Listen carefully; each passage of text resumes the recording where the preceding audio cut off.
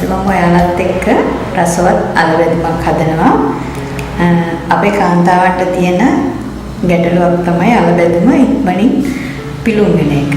ඒ පිළුම් වෙන අලවැදුම වෙනුවට ඔයාට දවසක් වුණත් තියාගෙන කන්න පුළුවන් අලවැදුමක් හදන ආකාරය මම අද කියලා දෙනවා. අපි බලමු ingredients ටික. අත්කාප, chicken, කෑලි මිරිස්, ලුණු, කරපිංච, බීලුණු. මම අද ඔයාලට කියලා දෙන්නම් රසවත් කල්පවතින අලවැදුමක් හදාගන්න ආකාරය. අපි අර්ථාපල් සුද්ධ කරලා වතුර ටික දාලා තියාගන්න ඕන. අර්ථාපල් කහට පිපෙන නිසා. අර්ථාපල් කුඩා කෑලි වලට කපා ගන්න ඕන. මතක තියාගන්න ඔයා. අර්ථාපල් කපනකොට අර්ථාපල් ලොකු කෑලි වලට කපන්න එපා. එහෙම වුණොත් තෙරින් පදිනකොට කෑලි අමු වෙනවා. මෙන්න මේ වගේ කුඩා කොටස් වලට අල කපා ගන්නවා.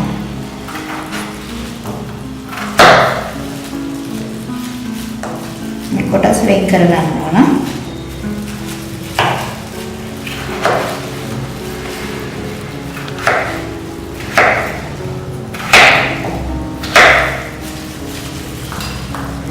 ඊළඟට මට ඔයාලට කියන්න බැරුණා තව දෙයක්. අපි චිකන් ගන්නකොට මෙන්න මේ ආකාරයට කුඩා කොටස් වලට කොටු වලට කපලවන චිකන් ගන්න. මට ඒක ඔයාලට කියන්න බැරි වුණා. බීලුණු අපි සිහින්ම ලියාගත්තා මේ ආකාරයට.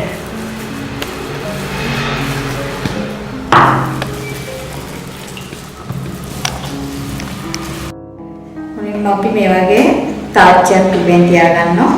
මේක කුඩා තාච්චියක් යොදා ගන්න පුළුවන් නම් වඩා හොඳයි. ඊළඟට අපි මේක හොඳට රත් වෙන්න තියලා තෙල් දාගන්න.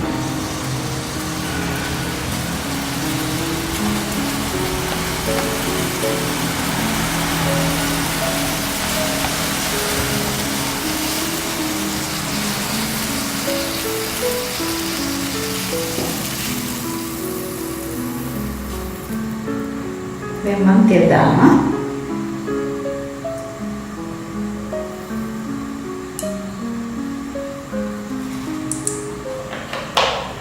ඔයා මතක තියාගන්න ඕන මේ ආල බදිනකොට අපි තෙල් මද රස්නේ මීඩියම් හීට් එකේ තියාගන්න.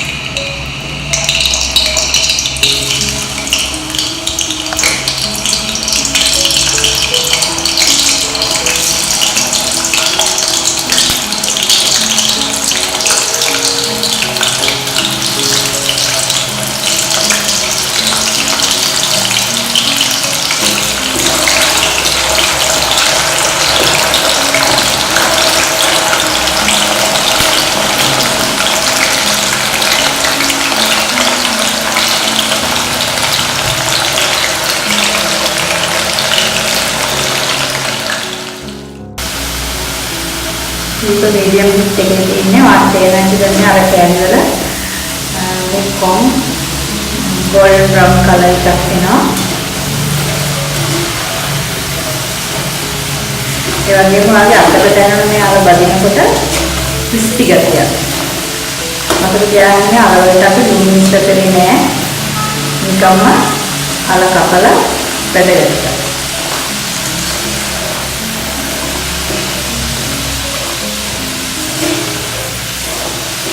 මේ වගේ golden brown color එකට එනකොට අපි අර ටික ඉතින් දාගන්නවා.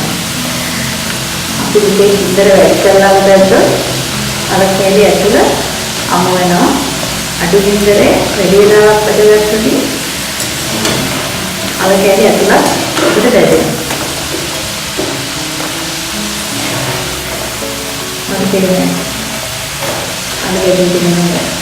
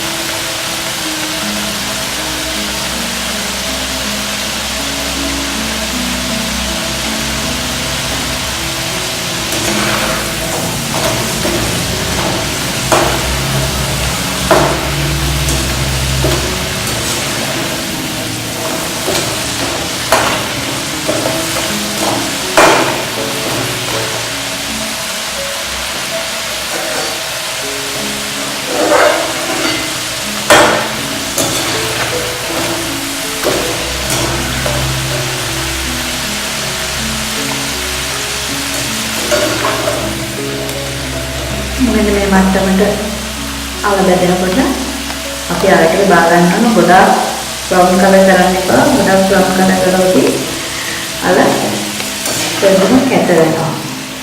කළු පාට මොකද ඒක කැතයි.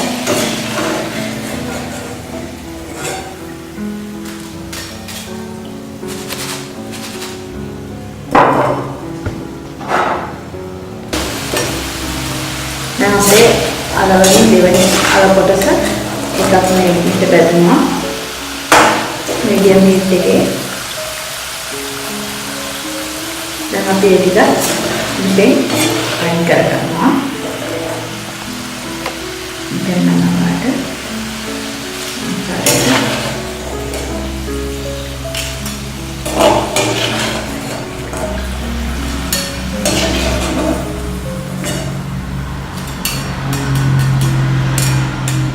අනවාට පේන්නේ අපේ ලිපේ තියෙන තෙල් ප්‍රමාණය. ඉතිරියට තියෙන. දැන් අපි මේ තෙල් ප්‍රමාණයට දානවා බීලුණු ටික. බලාගන්න හොඳට. බීලුණු පොඩ්ඩක් දානවා. දාලා ඊළඟට චිකන් ටික දාගන්න. බීලුණු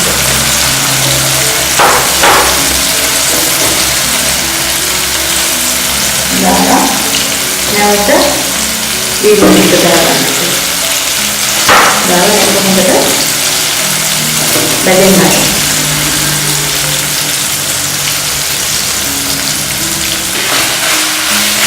දැන් මේ විදිහට චිකන් ටික බීලුණු ටික බැදීගෙන යනකොට අපි මේකට එකතු කරනවා ලුණු ටික. මේකට මිශ්‍ර කරගන්න. මිශ්‍ර කරනකොට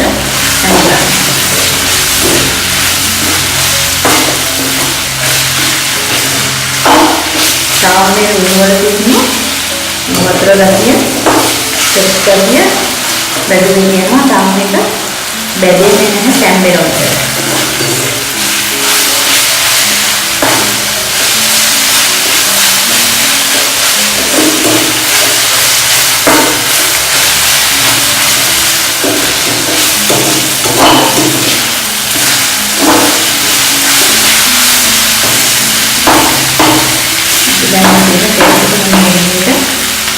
කරනවා. එතකොට පරපින්ට ටික මේක දාන්න.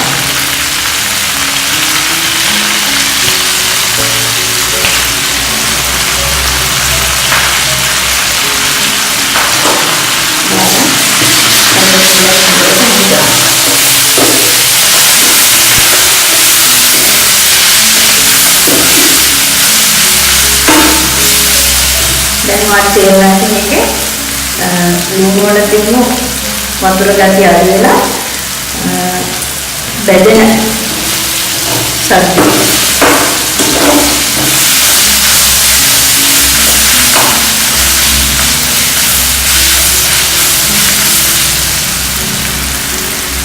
ඔයාලට මතක තියාගන්න කාරණාවක් තියෙනවා. කහ ගම්මිරිස් වගේ දේවල් අල බැදුමට මිශ්‍ර කරගන්න එපා. කාද ගම්මිස් වගේ දේවල් අල බැදුමට විශ්ව කරගත්තොත් අල බැදුම ඉක්මනින් පියුම් වෙනවා. දැන් අපි මේකට කෑලි මිරිස් ටික එකතු කරමු.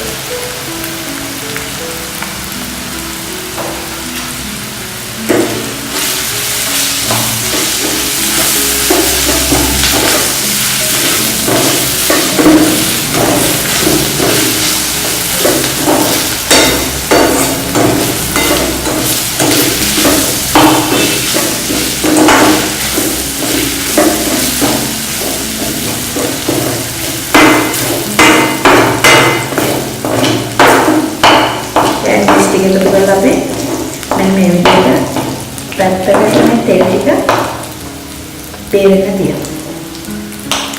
කියලා අල ටික අපි මේකට මිශ්‍ර කරනවා ආයි. මිශ්‍ර කරලා මේ ඉන්දර පොඩ්ඩක් වැඩි කරගන්නවා.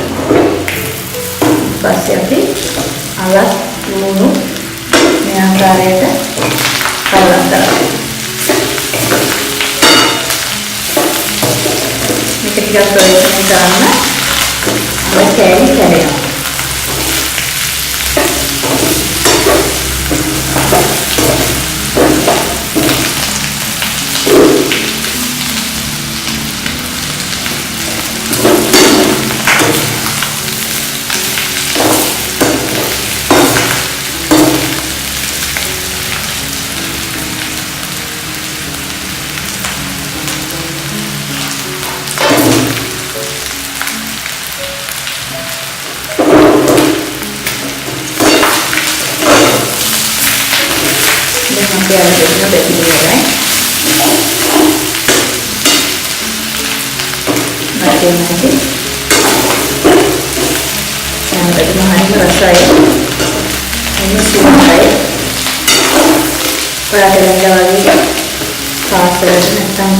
කාර්යාලයට ගෑනකට අලබැදුමක් හදලා ගියාම පිළිගන්න වෙන්නේ නැහැ. මේ අලබැදුම ආට උදේ හදලා කියලා ගියාම හැන්දෑවට ගෙදර ඇවිල්ලා ආපිට රාත්‍රී ආහාරයට මේ අලබැදුම පරිභෝජනය කරන්න පුළුවන්.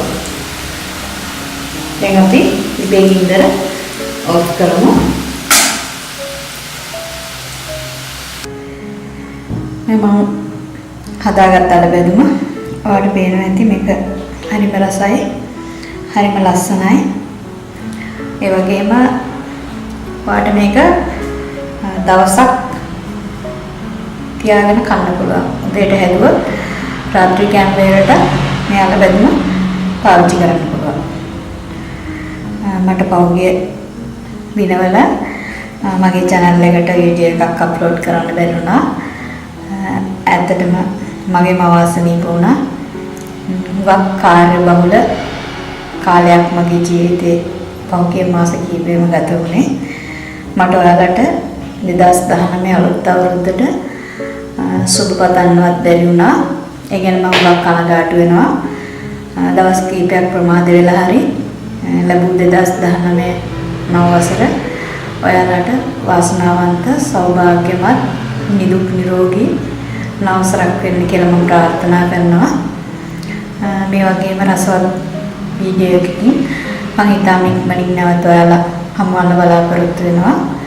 එතෙක් ආයුබෝවන්.